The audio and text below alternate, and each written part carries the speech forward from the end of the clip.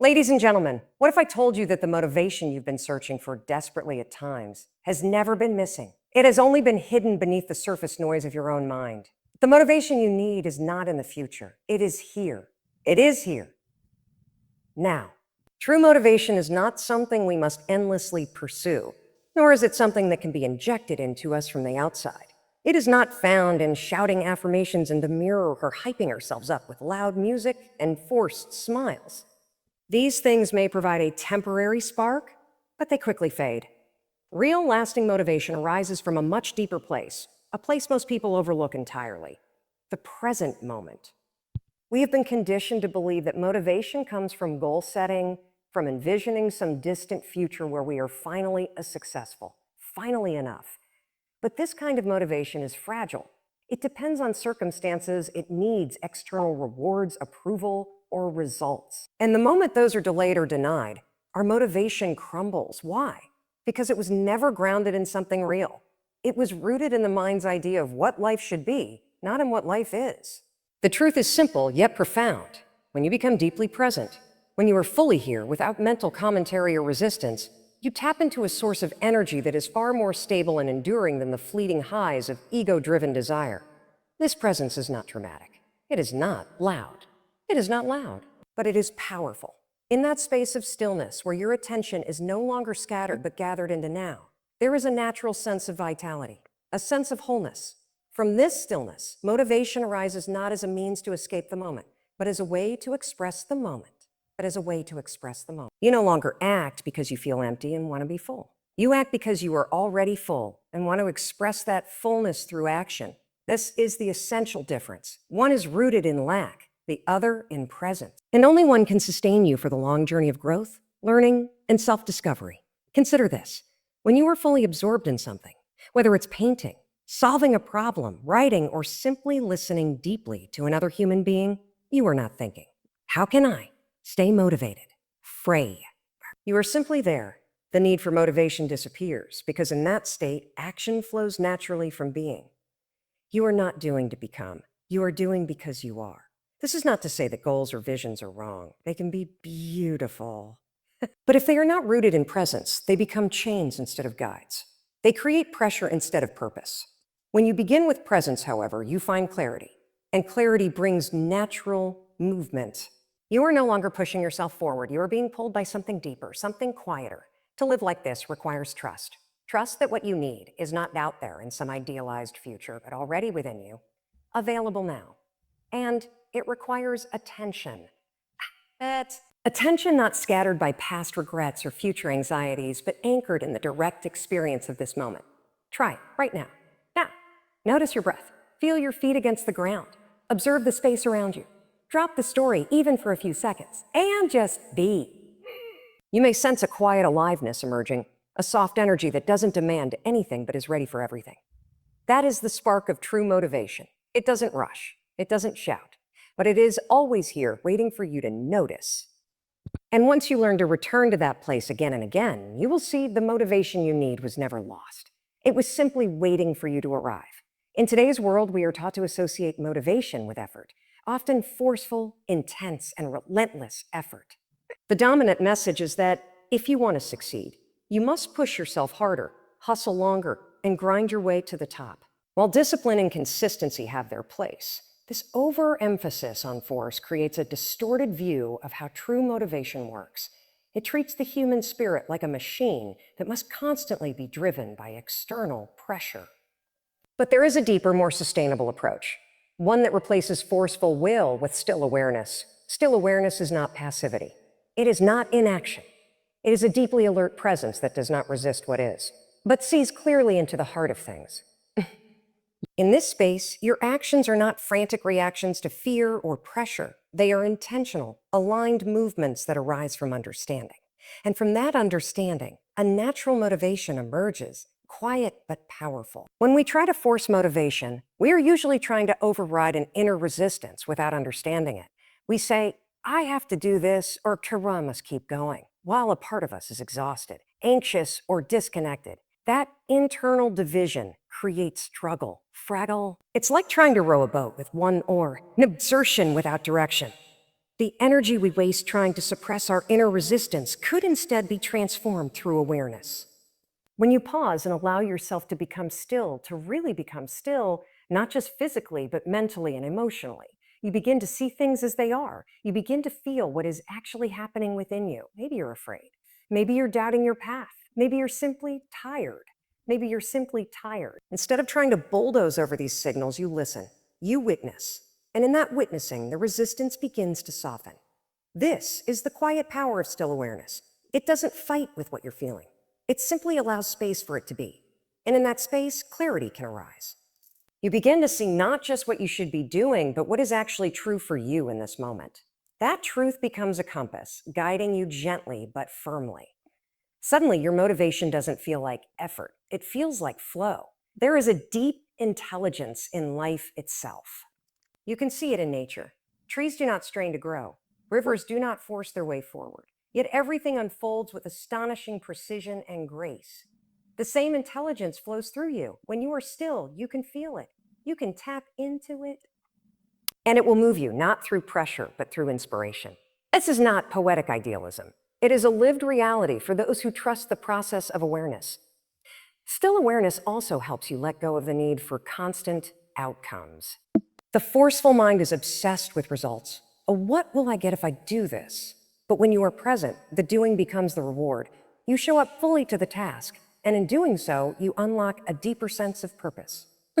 This presence in action creates excellence, not because you're trying to prove yourself, but because you're bringing your whole self to the moment. Motivation rooted in awareness is sustainable because it's not tied to a fleeting emotional high. It's not dependent on everything going perfectly. It lives in your capacity to return again and again to the stillness within you and allow that stillness to guide your next step. There is great strength in this, a quiet kind of strength. And once you begin to live from this space, you'll discover that you don't need to force yourself forward. You only need to listen deeply and allow the next step to arise. The human experience is often caught in a silent conflict between two inner voices, one that belongs to the ego and one that belongs to something much deeper, often called the soul. The ego constantly urges you to do more, get more, become more. It says, you will be enough when you achieve this, when you fix that, when others approve. But the soul speaks a different language. It doesn't speak of quantity. It speaks of meaning. And in this quiet difference lies the key to true, lasting motivation. The ego is not the enemy. It is a function of the mind, designed to help you navigate the practicalities of life. But left unchecked, the ego becomes an identity, a sense of self built entirely on doing, comparison, and validation. It's always looking ahead, always measuring your worth based on how far you've come, or worse, how far behind you are. This is the type of motivation most people live by, the drive to become something because they believe they are not enough as they are. The problem is, motivation rooted in ego is inherently unstable. It rises and falls based on success and failure, praise and criticism, attention and neglect. You may feel powerful one day when your efforts are recognized, but empty the next when they are not. This creates a constant sense of striving, of chasing something just beyond your reach. Even when you succeed, it's never quite enough. The goalposts move and the race continues. Now contrast this with the motivation that comes from the soul, not a mystical idea, but a deeper awareness within you that knows you are already whole. The soul is not trying to prove anything. It is not trying to win. It is simply trying to express, to bring something meaningful into the world. Not because it makes you someone, but because it is aligned with who you already are. When you shift your focus from doing more to being more, something beautiful happens. You begin to ask different questions. Instead of asking, what can I get out of this? You begin to ask, what can I give through this? Instead of asking, how can I be seen? You ask, how can I be real? And instead of seeking motivation from rewards, you find it in the joy of living from your values, your truth, your presence, or presence. This doesn't mean you won't work hard or pursue excellence. In fact, you might work harder than ever, but not from a place of fear or lack. You work because something inside you feels called to move, to create, to serve. And that kind of motivation doesn't burn you out. It energizes you. It sustains you because you're not running on fumes of external approval. You're drawing from an inner well that never runs dry. When your actions are aligned with meaning, with truth, with your deeper self, you enter what some call a flow. Time dissolves, struggle lessens. You are fully immersed in the moment, and you begin to realize this is what you were always searching for, not just success, but significance, not just productivity, but purpose. The world tells you to build a life that looks good, but your soul whispers, build a life that feels true. It's true. When you listen to that whisper, even small acts, writing a sentence, helping a stranger, creating something honest, can carry great power. You begin to move not from fear of failure, but from love for what is real. And that shift changes everything. So if you've been struggling to stay motivated, maybe the answer is not to push harder. Maybe it's to pause, to listen, to ask, am I chasing more or am I living meaningfully? The ego wants more, but the soul wants meaning. And when you give yourself permission to follow meaning, the motivation you've been missing begins to rise quietly, steadily, and from within. Motivation is often misunderstood as something you must acquire, as if it were a product you could buy, a formula you could follow, or a spark that needs to be ignited from the outside. But this view keeps you in a cycle of waiting for the right moment, the perfect mindset, or some future version of yourself to appear and carry you into action.